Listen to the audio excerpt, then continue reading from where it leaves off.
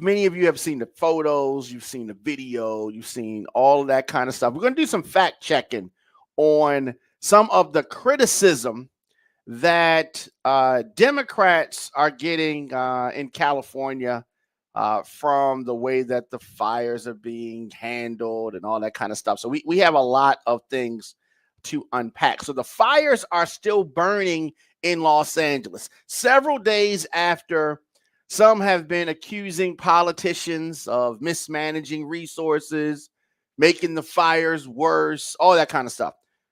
President-elect Donald Trump, no surprise here, has pointed the finger at California Governor Gavin Newsom. Of course, conservatives are ignoring the facts of climate change and the part that climate change can play in this whole thing. You got the climate denying right-wingers, climate denying conservatives. They say that the fires are bad because of DEI, diversity, equity, inclusion. California is woke, and that's why the fires are bad. It's nonsense. A lack of water for fighters' hoses has been cited as one of the reasons the fires have burned so long. There's a lot at play here. Others have tried to blame LA Mayor Karen Bass for cutting the city's fire department budget. That's what they're saying. She's cut the fire department budget, and that's why. So we're going to take a look at some of the facts behind the fallout, the political fallout of these LA fires. So in a social media post over the weekend, Trump blamed California leaders for the current situation. He said that the fires are still raging in LA. The incompetent politicians have no idea how to put them out. Thousands of magnificent houses are gone and many more will soon be lost, he wrote on his social network.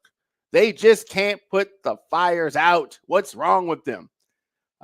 Anyone who's seen the videos of some of these fire locations, the way that the wind has been blowing and spreading it,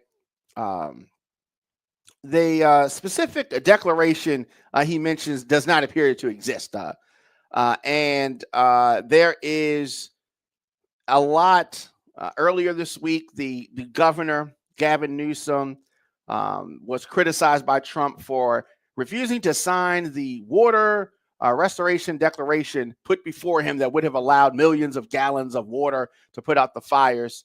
And as I said, we have not been able to find this declaration. The one he's mentioning does not appear to exist. But we've searched for it and we've been unable to find it. No one's been able to find it. It's just something that Donald Trump has just thrown out in the atmosphere. And now this includes a 2020 presidential memorandum that Trump sought to divert water away from Northern California to farmland further south. So you have that. So we have evacuation alerts sending millions of folks away from their homes. The LA fire damage, this wildfire damage is set to cost a record $135 billion. Of course, that number could go up. So dealing with that. Now, Newsom opposed this at the time, saying that he wanted to protect highly imperiled fish species close to extinction. Now, this is what Trump is referencing in his post blaming Gavin Newsom for the response to the wildfires. So he's referencing this specific 2020 presidential memorandum that was sought to get water away from Northern California to farmland, which is further south. South is where this devastation is currently taking place. So Newsom is being blamed by Trump. They're making this a political thing. Unfortunately, we have a lot of lives, a lot of damaged property, a lot of families affected by all of this. And as usual, politicians are going to do the political thing and make this all political. Definitely shout out to our folks on Instagram. Shout out to our folks on YouTube. It's a YouTube camera there, Facebook as well. And our folks on X, shout out to them. Now, our folks on TikTok, this is our TikTok camera on this side. I don't know if this is our last week or so on TikTok. Is this our last? Are we on the home stretch? Last 7 days on TikTok? I don't know. Hopefully we will be able to be on there longer. Hopefully those things will be worked out. We're going to see. But we're going to be streaming on TikTok as long as we can. So in an interview with Pod Save America over the weekend, Gavin Newsom said that Trump's statements were made up and delusional. So they're going back and forth, and there has been the buzz that Gavin Newsom is going to run for president in the next election, 2028. We'll see what happens there. California's Attorney General ultimately blocked the measure to redirect water to the south, citing potential harm to endangered species and saying that it was not scientifically justified. So you have that, and there's all this talk. We're spending this time talking about water because there have been all these accusations thrown by right-wingers. Of course, whenever there's a natural disaster, there's some kind of a terrible incident that happens, you have folks on the right that are going to say, oh, this is because of DEI. This is because y'all woke. And they're just going to say that. And for the most part, Democrats don't defend themselves. They just sit there and take the misinformation and they just, I don't know, will just absorb it. But it still keeps happening nonetheless. So the federal government does not deliver water from Northern California to Southern California, according to Jeffrey Mount, a senior fellow at the Public Policy Institute of California's Water Policy Center. The federal government does not deliver water from Northern California to Southern California. Now, while efforts to save Delta smelt along with salmon and steelhead trout do reduce the amount of water that is moved from Northern California by the state at certain times, it has no bearing on the current availability of water for firefighting. Let me say that again. The water that they are moving to save some of the fish at certain times from Northern California is not the same water source that they're using for firefighting. All right, so let's get that part out of the way. Now, although Southern California is currently experiencing a drought, according to Tony, it never rains in Southern California. And so they're currently experiencing this drought. Data shows its reservoirs are almost all currently above the historic average for this time of year. None are at significantly low levels. So you have that. Now, there is one large reservoir that was closed for maintenance and empty when the fire broke out, and I think that some folks are pointing to that. So officials from the Los Angeles Department of Water and Power, DWP, said that the reservoir in question has been operational, or had it been operational, it might have increased the supply of water. It definitely would have increased the supply of water. That goes without saying. That is the Santa Ynez Reservoir. So if it had been operational, the water in there obviously would have been able to help this effort, but it is unclear what the ultimate effect might have been. We still would have seen what we are currently seeing. Now, there's been another claim that there is no water for the fire hydrants. And on Friday, Governor Newsom, confirmed Trump's claim that there had been no water for some fire hydrants, which obviously hampered the emergency response. Firefighters in Los Angeles have said that they experienced shortages. Newsom called for an independent investigation into the loss of water pressure to hydrants and the reportedly unavailable water supply from this reservoir. We talked about the Santanez reservoir. If Gavin Newsom wants to run for president, this situation is something that they are going to hang around his neck. This is something they're going to put on his shoulders. They're going to put it on his plate. It's going to always come up. And different from Democrats currently, the Republicans are going to be relentless on this. And it's not his fault per se. You can't control nature, but they're gonna throw this on him.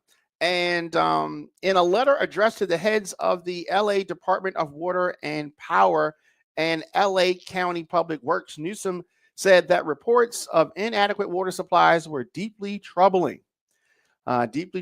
So you have that. We need to get answers as to what happened. The blame game is going to come around. And at the end of the day, unless you're Donald Trump, the person in charge, that's where the buck stops. But of course, with Donald Trump, the buck doesn't stop with Donald Trump. The MAGA folks are not going to let that happen.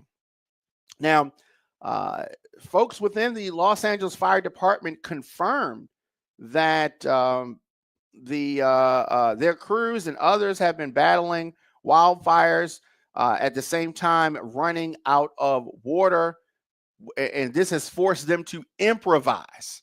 So it's definitely some situations here. And the LA mayor, according to reports, cut the fire department budget. Karen Bass facing a lot of criticism over cuts to the city's fire department budget. Now, of course, politicians are going to do political things. For the latest financial year, the LA Fire Department, the LAFD budget was reduced by $17.6 million. The LA Fire Chief, Kristen Crowley, told CNN that the budget cut had severely affected the department's ability to respond to the disaster. Naturally, if you're cutting resources, that is going to affect things. This is something that Mayor Bass is going to have to respond to. There's been a lot of criticisms, and she said that there were no reductions that were made that would have impacted the situation that we're dealing with over the last couple of days. Now, this is a politician's answer. If the budget was in fact reduced by $17.6 million, how could she say that those reductions, that were made, would not have impacted these fires? I mean, I don't understand how she could say that. But according to the LA Times, after the 2024-2025 budget was passed, the city council approved $53 million in pay raises for firefighters and $58 million for a new kit, such as fire trucks, right? And so if you have that raise happening, that's cool, right? That's good and all that. Is that going to help in the situation that we are dealing with the devastation of these fires in LA? So that is interesting. So once that funding is taken into account, the fire department's operational budget technically grew, right? The operation budget technically grew. And so her answer to the criticism that folks would say you reduce the budget, and see, they play a lot of games, right? So they say they reduced the financial budget, but on the same time, they approve another budget which has pay raises for firefighters, which doesn't actually put more boots on the ground, so to speak, but does give them a raise and does give them new fire trucks, etc. So that is what she's saying. She's saying, yes, on one hand, we reduced, in other ways, we increased, and that wasn't going to affect anything. So the fire department has an overall budget approaching $1 billion, and it isn't the only department there. That's not the only department that is responding to the fires. So the mayor is saying that we've moved some money around. We've got some increases in raises for folks. We've got them some new equipment, and they have an operating budget of close to $1 billion. We have firefighters coming from across the continent to help. And, the example given is that the California Department of Forestry and Fire Protection and the Los Angeles County Fire Department are part of relief efforts. There are folks from the federal government that are part of the relief efforts. There have been folks coming from all over to help out. So that's just some of the fact checking that I wanted to do with regards to this terrible situation. But when you have a city like Los Angeles, which is not new to this, this is a threat every year. Initially, I did not pay as much attention to this topic as probably was necessary, because we see the wildfires every year. So I'm on the East Coast, and I see these fires happen every year, right? And so there's a period where they burn and then they go down. But I had never seen anything like this, and I remember talking to my mother about it, and I think she was kind of taken aback with initially my attitude about these wildfires. This is early on, and but as I started to pay more attention, I saw how serious this is. Now, a city like Los Angeles, America's most fire-ready city, actually became overwhelmed by the flames of these California fires. This is a serious. Now, the biggest of several wildfires is still burning out of control in Los Angeles, and it has grown. It has grown. So more than 1,000 acres have burned overnight.